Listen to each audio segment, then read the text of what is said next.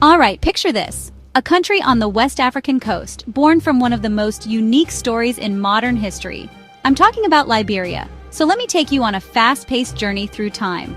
Let's rewind to the early 1800s. Slavery was still booming in the United States, but a controversial idea was brewing. What if freed Black Americans could start fresh somewhere else? Enter the American Colonization Society.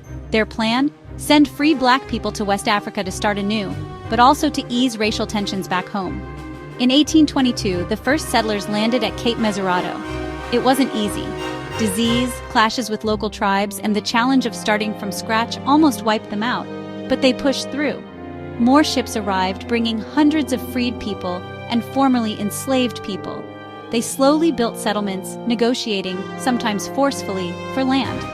Fast forward to 1847, boom! Liberia declared independence.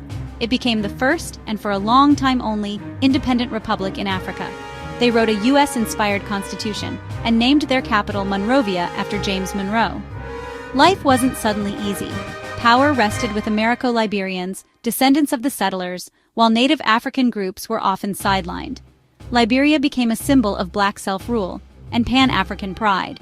But struggles followed, internal divisions, pressure from European colonizers, and economic ups and downs. In the late 1800s and early 1900s, Liberia fought to hold territory. They battled debt, shady deals, yet stayed independent while much of Africa was colonized. Jump to the 20th century, things get complicated. Liberia was a founding member of the United Nations and the African Union. Tensions simmered between the Americo-Liberian elite and the indigenous majority. In 1980, a military coup overturned a century of rule. The 1990s and early 2000s brought brutal civil wars that shattered the country. But Liberians are resilient. They rebuilt, elected Africa's first female president, Ellen Johnson Sirleaf, and began to heal. Today, Liberia still faces challenges but stands shaped by hope, struggle, and a truly unique origin story.